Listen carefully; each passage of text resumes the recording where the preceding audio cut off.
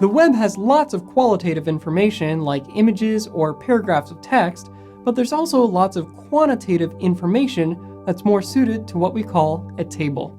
Ideally, tables should only ever be used for tabular data. Once you learn about tables, it might be tempting to use them for page layout, but you shouldn't ever do this unless you absolutely have to. Page layout should be a combination of well-structured HTML combined with CSS. There are a few exceptions to this, like when creating an HTML email, for example, but for now, you should only use tables for tabular data. So first, we're going to go ahead and create our table with an opening and closing table tag.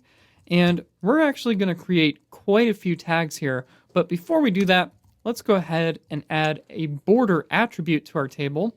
And we'll set the border to a value of 1 or 1 pixel.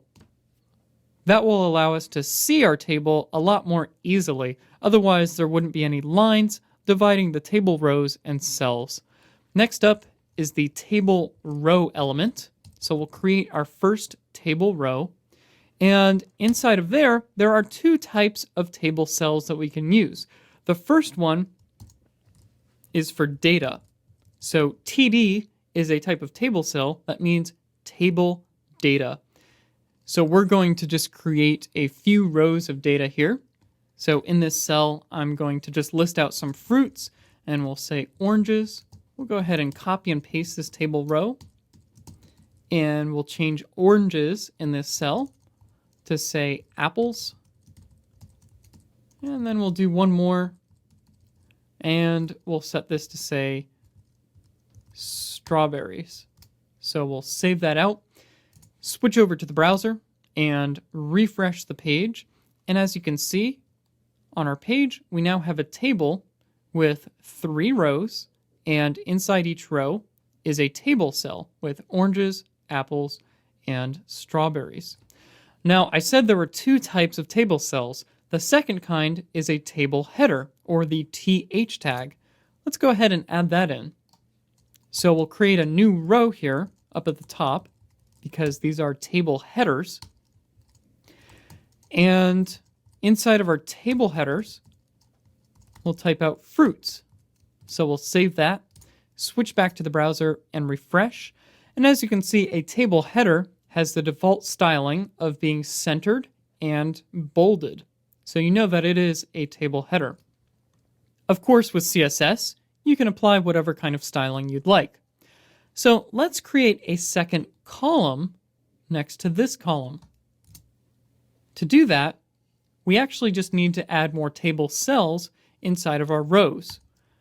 So to the right of fruits here, we'll go ahead and add another table header, and we'll call this one vegetables.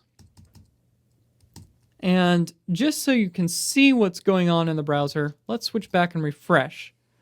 When you put 2 table headers, or really any kind of table cell right next to each other in the same table row, it will create a new column. You see, we're still in that same table row as fruits, and we've created another cell in the same row, so it will appear next to it. So we'll switch back, and we'll continue creating that column by visiting each table row and creating a new table cell. So we'll use the table data tag and add in carrots because that's a type of vegetable. We'll add in another vegetable here, broccoli, and then finally we'll add one more and we'll say asparagus. So we'll save that out, switch back to the browser and refresh. And as you can see, we've now filled in that vegetables column with carrots, broccoli, and asparagus. So let's try one last thing. Let's say we wanted to add another table cell to the vegetables column. We'll switch back and let's add in a table row, and we'll go ahead and create a table cell, and we'll say potatoes because this is a vegetable, and we'll switch back and refresh.